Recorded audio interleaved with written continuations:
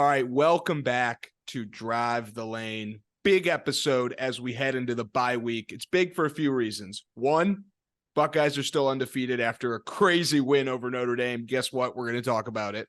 Two, the bye week means we're even closer to basketball season, and the basketball conference schedule's been released. You can read about that in Joey's blog on drivelanepod.com, but probably touch on basketball a little bit because it is a basketball podcast. And then it's a big deal that it's the bye week because we got 2 weeks to marinate this win for Ohio State. And that's where we're going to start. Joey, I want you to set the scene for me. What were you feeling when Ohio State and Kyle McCord got the ball with 50 seconds left? And what were you feeling 50 seconds of game time later? Yeah. First of all, I do want to say, which I think probably happens with every relevant podcast in general, we were just chopping it up before we started recording and we just caught ourselves and cut ourselves off and we're like, whoa. Save it for the show. Like, this is good stuff. And I'm glad we did that because it was obviously we're talking about Ohio State football and how we were feeling. And that's where we cut it off. So let me tell you how I was feeling, Andrew. I was at a buddy's house. Shout out Adam if he's listening, because Adam, I have a great golfer, incredible golfer. I've come to the point in my life, and I don't know if it's a little bit different being in Columbus and watching Ohio State football games than if I was in Chicago watching Ohio State football games. I that's fair, but I don't know if you feel the same way, regardless of team sport. But for Ohio State football, I can't watch the big games in a bar. Like, I just can't do it. It's hard to focus. It's hard to listen. It's too much socializing, which is fun when you're playing Western Kentucky, but it's hard when you're playing Notre Dame. And I want to hear the announcers. I want to see the replays. I want to be able to be on my phone and follow Twitter and send texts to my buddies and like, that's hard to do in a bar a lot of times. So I was at my friend Adam's house. Adam just got a new puppy, so he didn't want to go out. Perfect. It's great. Cute dog. Shout out Zoe. Shout out Zoe. Shout out Adam. But I stood for the last 3 minutes of the game. And there was a few people over, but I just stood off in the corner by the TV, like with my hands on my head. If you can see this, who knows if anybody's watching this, but surrender Cobra style, but not quite surrendered yet. And before we got the ball, essentially, I didn't feel defeated, but I was bracing for impact. I was thinking of the negative outcome, so that was the expectation. Therefore, I wouldn't be as sad maybe as I might have been. But once we got the ball, it was immediately like, I'm gonna vomit, whether good or bad. Like it's not even like nervous. Like, what impact? We know that in the grand scheme of things, Ohio State maybe still controls their own destiny if they lose to Notre Dame. But obviously, like, I just want them to win. Like, these are games that Ohio State hasn't really won in the last few years. Like, I just want them to win. Therefore, feelings of mine were that of vomit, whether good or bad. Ended up obviously winning, and that drive was amazing. And cardiac kids, and I shout out Chip Tranium, who is my sister's boyfriend's high school teammate, and they're still good buddies and go to Ohio State, which is funny. I got to interrupt you. Can I interrupt you real quick? Yeah, shout out Chip, shout out Zoe, shout out Adam so far. Yep. Here's my question. Are you scoring there on the half-yard line in front of the line, no defender where they were supposed to be? Yeah. Well, it couldn't have been easier. It couldn't have been easier. Shout out Chip Tranium. But it was close. But you got to score from the 1 yard line. I can't even imagine the conversations. They couldn't get a yard all game, Andrew. I know, but I can't even imagine the conversations if they don't score from the 1 yard line. Like, if they ran that option play again, or if they ran something like, also, where's Mayan Williams? Who knows? I thought that was what he was built for. It doesn't matter. I don't know how it gets better than Chip short yardage either. Dude's a freaking dog. It doesn't matter because they won the game, but all I'm saying is, like, once you're on the 1 yard line, you're winning. That game was over. How do you not score? And then how do you really not score when they have 10 men? When we have 10 men, if we don't score, that's like, holy cow. But yeah, I mean, once they scored, obviously tons of euphoria, jumping up and down, clapping, screaming. Still felt like I was going to vomit. Didn't end up vomiting, which is good. The amount of relief as a fan because like it shouldn't ruin your whole weekend, but you know that whatever happens in that last second, if Ohio State scores, you're happy for the next 24, 48 hours. If Ohio State doesn't score, you are noticeably sadder and more depressed. That shouldn't have an impact on your life, but it does. No, it should. I mean, it better. We have a fucking podcast that. It's cool. No, it's cool to care. It. It's cool to care. Always has been, always will be. But yeah, it was. I don't know. I felt like the world stopped for the last like 50 seconds, and all eyes were on that game. I don't know. Did you feel the same way? Yes, and then I ended up seeing that it was the most watched NBC game of the last like 20 years or something crazy. Probably because Notre Dame like always moves the needle. Notre Dame always moves the needle. That's what people were saying on Twitter. Can you believe that? It's so funny. They were like, all of their games are on NBC, and it's they were. I saw that exact same thing you saw, where the guy was like, sets the record, blah blah blah, all the stats, yada yada yada, and then it's like next sentence was clearly shows that Notre Dame always moves the needle, and someone responded and said, "Hey brother, your games are on NBC every single Saturday. Ohio State doesn't play every single Saturday on NBC, and oh look what happened." I mean, here were my takeaways from the moment and then that tweet. First one is, what's the key differentiators between this game and all the NBC Notre Dame games of years past? The first one is Ohio State. The second and third one is Joshua Perry and Nicole Auerbach. No coincidence that that's now the most watched game in however many years. But I will say this. I'm going to put you in the eyes of a Notre Dame fan for a second, and really just national college football question. I don't understand why they couldn't move the ball the whole game besides literally an 80-yard Travion Henderson touchdown run. But what all of a sudden you're just dialed in like the defense. Well, I know you change your defense around that circumstance, but why would you change anything when you stop them every single time? It's not the Rams Chiefs 50-50 game where you change your defense. Last team with the ball wins. Right. It was just do the same thing you've been doing the whole entire game and you win that game. And there was 3 opportunities where they just had to get one stop, or maybe 4 opportunities. I forget, or 2 opportunities. I forget what it was. Kyle McCord. There was at least 2 4th downs that Ohio State got. Kyle McCord. That were like not easy fourth. It was like 4th and 3. It was like 4th and 9. I think there was a 3rd and 17 and like a 4th and 12 at one point, or there was some weird numbers. It's the clearest example of the classic football of like this prevent defense, right? They know that the only way they lose is with a touchdown, right? Like a field goal doesn't lose in the game. It's like keep everybody in front of you. So it's like, all right, Ohio State and Kyle McCord specifically just kept taking 9-yard chunks, 8-yard chunks, 12-yard chunks, 15-yard chunks. And eventually you're 80 yards and with a chance to win the game. Not only a chance, like you are the favorite to win the game when you get to the 7-yard line or the the 1 yard line. I think they went from like the 25 to the 1 or whatever it was. It was like a 4th and like 12 from their own 25, and they got like a 22, 23-yard catch, and then Buka turned and didn't quite get there. But so there was a Jarvis Landry play once a few years ago where he was able to stick it out into the end zone. Because can you imagine that picture? Woo! But you can't do that in college. Obviously, if you're on the ground, you're down. But there's like Landry catches the ball. He's on the ground, and before he gets touched, he puts the ball over the end zone. I'll send it to you after this. But here, that was cool. That was like you were in 3D. Like you're gonna. I know. Here's a few things. One, we were saying this before the show. Little behind the scenes, inside drive the lane. That's you thought you were gonna say inside TBT. Inside drive the lane. Here's the deal. The offense did not look good. The worst, we agreed, the worst it's ever looked under Ryan Day, probably, unless someone can point out a different game. In the first, 59 minutes. Literally. And 10 seconds. It was the worst the offense has ever looked, besides the Travion Henderson 80-yard touchdown. If you're a Notre Dame fan, you're like, okay, we're punting to them, play normal defense, and you're winning this game, which they should have just done, and they probably win the game.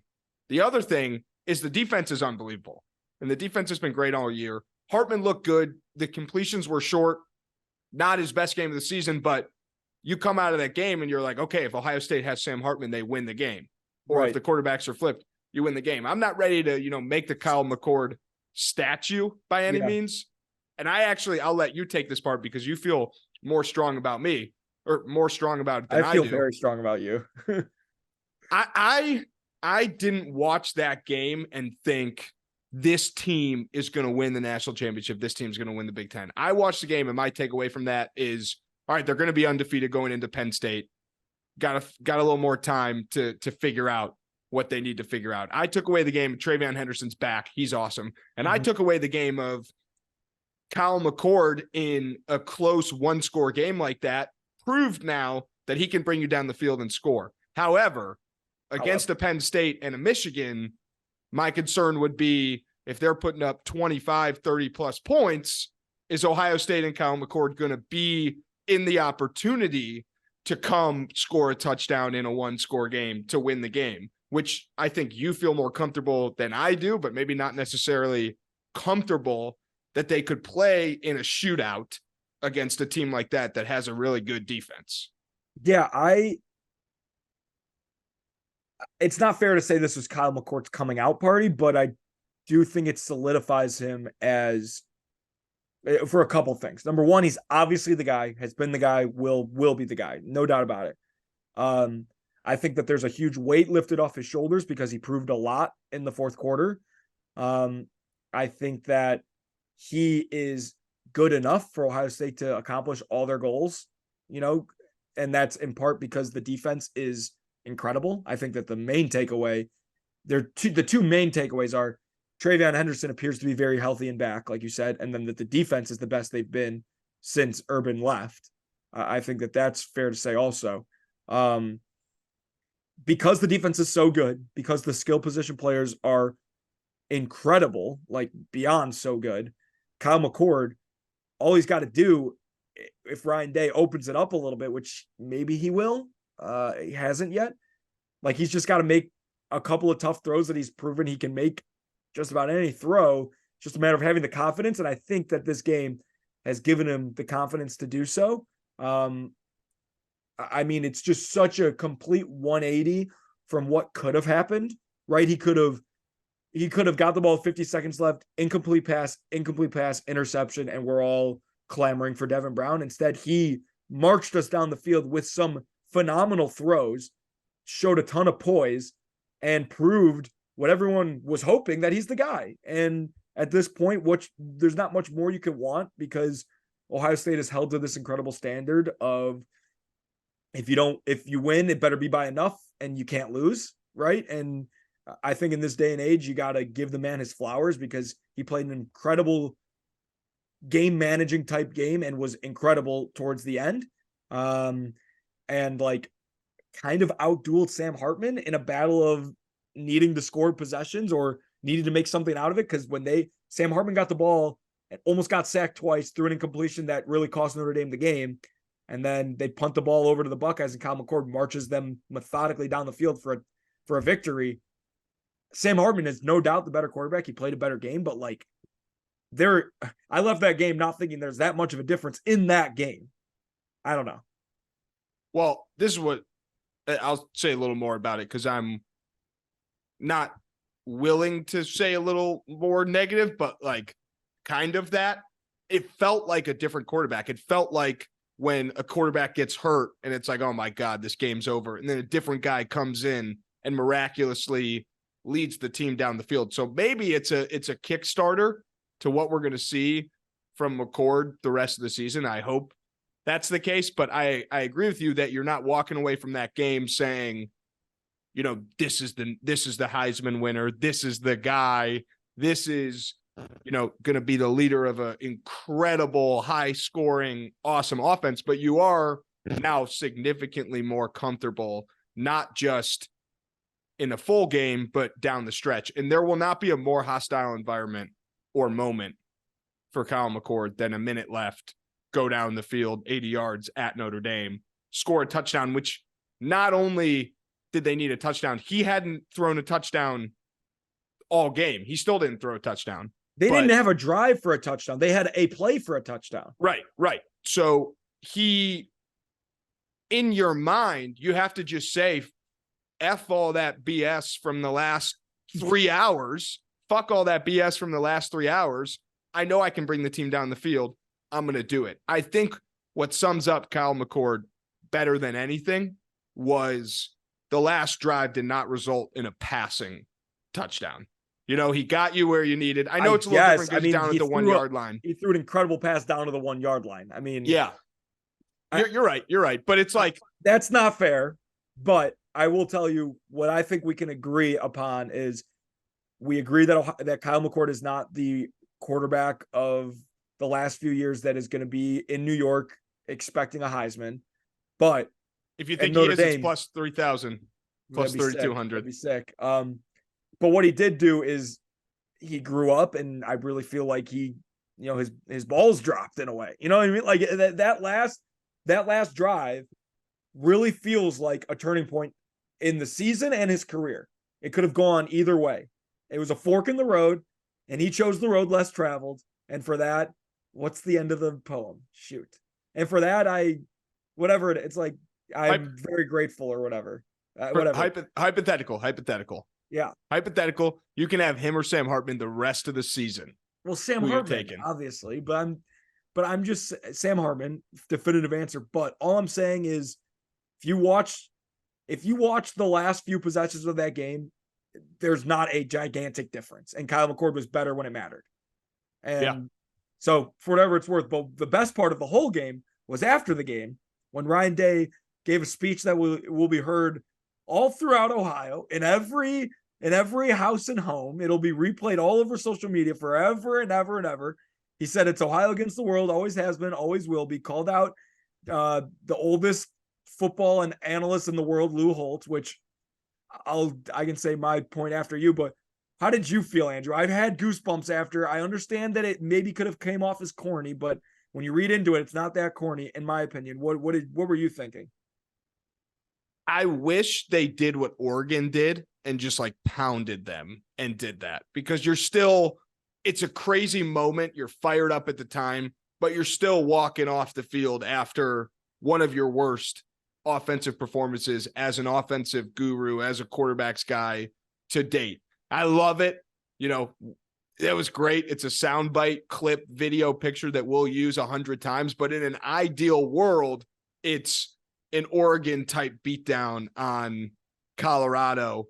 And of course there's a little more bark to your bite. At least it was Notre Dame. At least it was at Notre Dame. Notre Dame's like kind of a rival, even though they've only played 7 times or whatever it is, that weird. It's like a social media rival, Ohio State versus Notre Dame. It's a Twitter rivalry. It's like a fan rivalry. Yeah. So I thought, awesome. Talk your shit. You know, screw Lou Holtz for what he said about Ryan Day and Ohio State. But in my mind, I can't even imagine what's going to come if he puts up, you know, a 2-score win over Michigan, because that'll be, you all said I couldn't beat Michigan, even though he has beaten Michigan, but you all said this, you all said that. So I do think there will be more gloating opportunities, but I loved it. It was great. Yeah. I just think that, listen, anybody can say whatever they want. And I feel like Lou Holtz just was the most recent person to say something. And that's why he got the bulk of the speech from Day. What he said was disrespectful. Obviously, we don't need to play the clip. You've seen it. We don't need to talk about it. But he basically just said Ohio State is soft. Notre Dame is tougher. Notre Dame is better in every single position. And Notre Dame, the reason why they'll win is because they go good on good every single day. And Ohio State's never seen a team like Notre Dame. Ohio State loses to teams like Alabama and Georgia. The Notre Dame is no different. That's ridiculous, but neither here nor there. There's nobody that goes good against good better than Ohio State, unless it's Georgia probably right now in terms of 5-star recruits, in terms of NFL players. Like, look at who's in the league. Like, Ohio State's been going good on good for as long as anybody can remember. But I think I give a lot of kudos to Ryan Day, because a lot of coaches, you know, honestly, Dion and the Oregon coach are in the same world in the sense of, you know, Coach Prime and the Oregon coach both were like, no, it's not okay to be called out, and we're not just going to act like it didn't happen, essentially. Like, I kind of like that Ryan Day did, you know, hey, you're coming after my guys, calling them soft. Like, that's not okay. And they proved they're not soft tonight. And if you didn't see that tonight, then you're stupid. And I love that. Any coach that's backing his guys, it's hard to argue against, whether it's corny or not. Ohio against the world is a real thing. The expectations, I've said it a million times, but even on this show, I already said it once. The expectations at Ohio State are insane from Ohio State fans and from the rest of the world. It's different than any other program, I swear, for whatever reason. And that it's not that it's not fair, but Ohio State backs it up 99% of the time. They had one bad half, and Day admits to it. And since then, they should have won the national championship last year, So yeah. Wait, I have breaking news. Oh wow. Lou Holtz's response today on Dan Dokich's show. He said, I can understand why he did on the response. I can understand why he did. He doesn't want to talk about Michigan.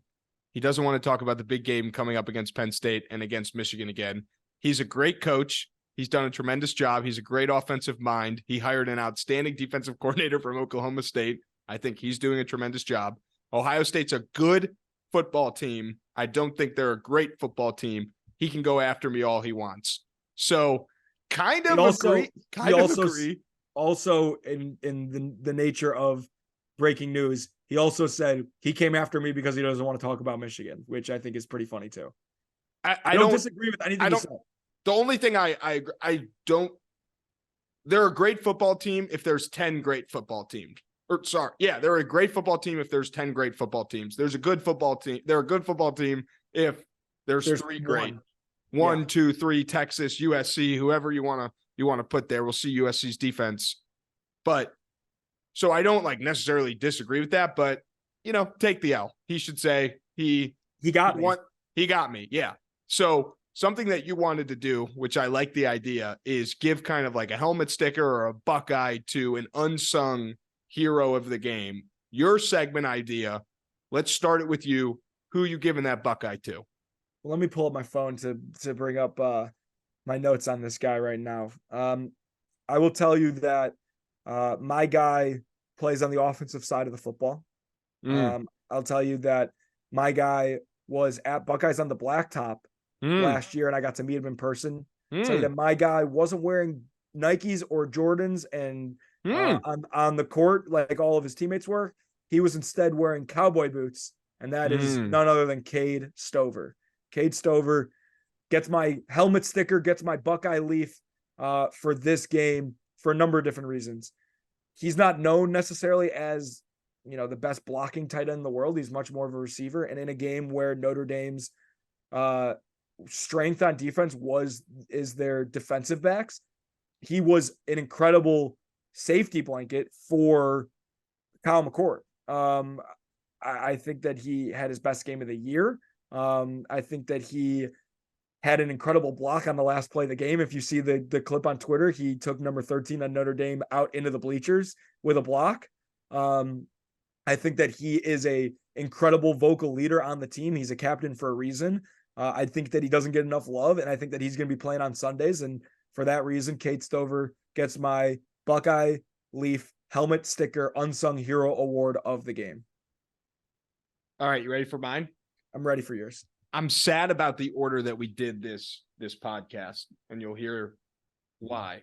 You're giving it to Lou Holtz. I'm giving it to Lou Holtz because without Lou Holtz, we don't get one of the greatest post-game interviews in not just Ohio State history, football history. It gave them bulletin board material. It gave Ryan Day something to be fired up about. Who's calling the plays right now, Day or Hartline? Day said that he called the last play. So I would imagine that I would imagine Ryan Day is calling the plays because they ran a jet sweep on 4th and 1. Yeah. So I'm giving it to Lou Holtz because you can't really single out one defensive player because the defense has just been awesome. You can't really single out, Kyle McCord or Trayvon Henderson because without one or the other, you don't win the game. On Twitter, I said Xavier Johnson just always steps up when needed. So that's like the real answer is just Xavier Johnson had a big catch on that last drive. And it's just like, he's always there when you need him. He's like a credit card. He's always there when you need to swipe him. That's a Conzo Martin line about Mitch Smith. But Lou Shout out Mitch Holtz, Smith. Lou Holtz gets the helmet sticker. He'll probably stomp on it, piss on it, throw it away, whatever it is. But he got this football team ready. Arguably a better coaching performance to motivate your team than Ryan Day. How about the fact that, think about this, Ohio State never is an underdog. They're never like fed bulletin board material. It's always the opposite, right? It's always like they're playing a team like Akron, and Akron's like, well, we have a team full of guys who wanted to play at Ohio State. Or it's Indiana guys that feel the same way. And, we're being disrespected. Like Ohio State, besides the Georgia game last year, maybe they're never underdogs. And that's the nature of Ohio State, which we've talked about. But Lou Holtz gave some Baltimore board material, just like other coaches have in the past, about them being soft and stuff. Great. My favorite part of the rant, which all stems from Lou Holtz getting his helmet sticker, is my guy, Jerry, the SID for Ohio State, who is the man. He has been doing it for a long, long time, best in the business. You can hear him when Ryan Day's about to get interviewed after the game. He goes, deep breath. And as he's saying that, Ryan Day goes back to him, and it's on the mic. You can hear it right before the interview starts, and he goes, watch this. Yeah. Yeah. It's just so good. It's so good.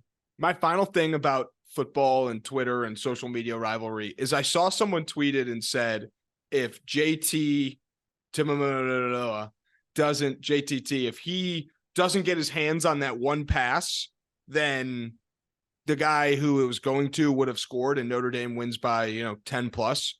But on the other end, if he catches that, it's a touchdown in the game. Yeah. So, or he catches it, goes down, and they score much easier than what they had to do. So it's a Twitter rivalry. I love it because we are in the trenches in any Twitter rivalry.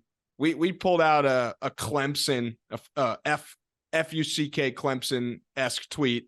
I threw the L on I threw the Dabo running with the L flag behind him up there when they lost. It's just like always great to see them lose. There's a short list of teams that I always love to see lose.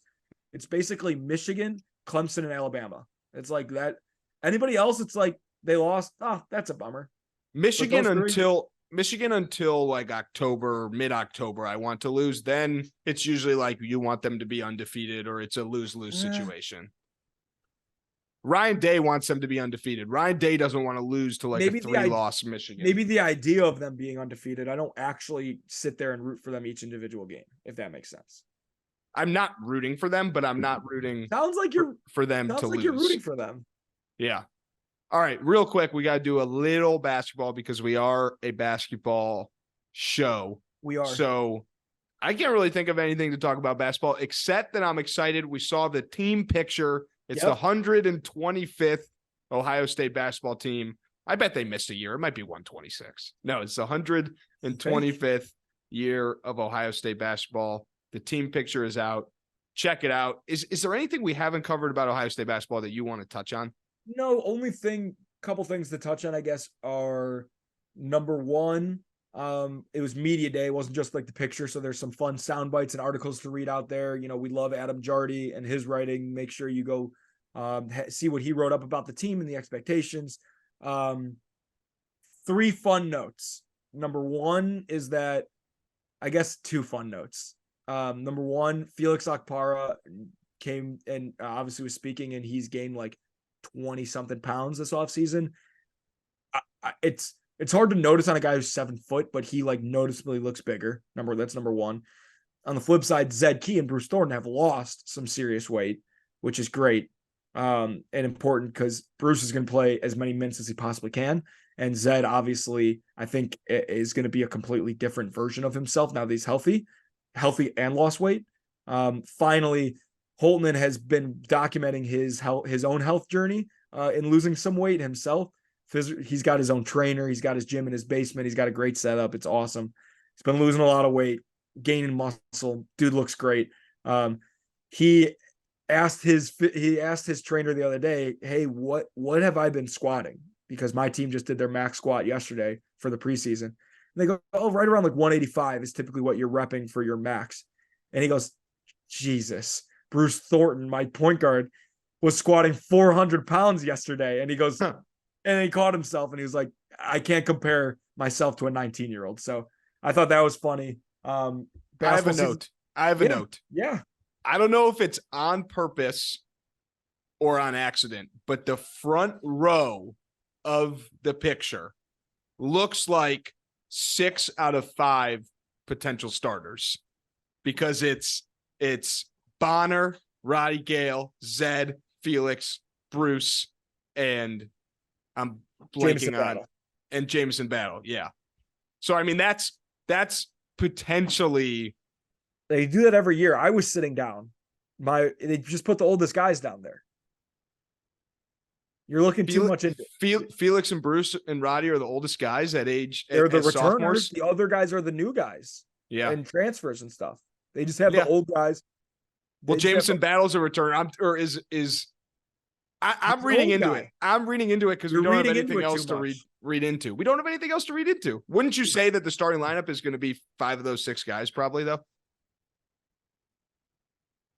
Yeah, I could. After seeing basketball practice, I could see a world where the first starting lineup is Bruce Thornton, Dale Bonner, Roddy Gale, Jameson Battle, and Felix / Zed. Yeah. Which would be those 6 guys. But I do think at the end of the day, they're going to shift it a little bit where they're going to throw a freshman in there and move Roddy to the 2 so that Roddy can guard the best guard sort of deal. But anyway, neither here nor there. Bruce is also probably big enough to shift around if you need to. Well, I guess he's not big anymore. I'm going to say this now. I love Zed Key. Hopefully losing weight is not negative for that guy because he's been immovable in the past. Yeah, he's still big body down there. Don't worry. I'm excited to see him back and healthy. And what I love about him is he's always just like looking around. Like his head is on the ultimate swivel if you watch him. He is such an unbelievable character. I gave him a big hug when I saw him. I'm just happy he's healthy. He's happy to be healthy. It's going to be if anything, it's going to be a fun year. And it's right around the corner. First practice literally is as we speak, I'm pretty sure, as we record this episode, they have their first practice of the year. So pretty exciting stuff. I have hopefully some exciting information about their first few games that maybe I'll be able to share sooner than later. I just am waiting for the official green light on some stuff and maybe a unique experience for Drive the Lane for some early games for the Buckeyes. So we'll see. We will talk more about that. You'll hear from us next week. We're not previewing the next game against Maryland because we got next week to do that. Our goal is to have some basketball guests on very, very, very soon. We are going to really hone in on basketball season, but it looks like we're going to have a pretty fun and exciting football season. You know, a few weeks ago, we talked that we may have to really hone in on basketball because who knows what's going to happen with the football team, but we were pleasantly, I guess we're not surprised where the football team is, but we're happy that we're not full pivoting to basketball. I did tweet your schedule preview thing, kind of like Big Cat does when he tweets about PS5 and stuff. I loved that. I was like, oh my God, are we going to lose? Because Andrew thinks we're going to lose. That's for sure. But we will talk soon. This is a fun episode. Just dudes talking sports. Buckle up. Drive the lane. Hard to lose the bye week. We're going to beat the bye week. Go Buckeyes.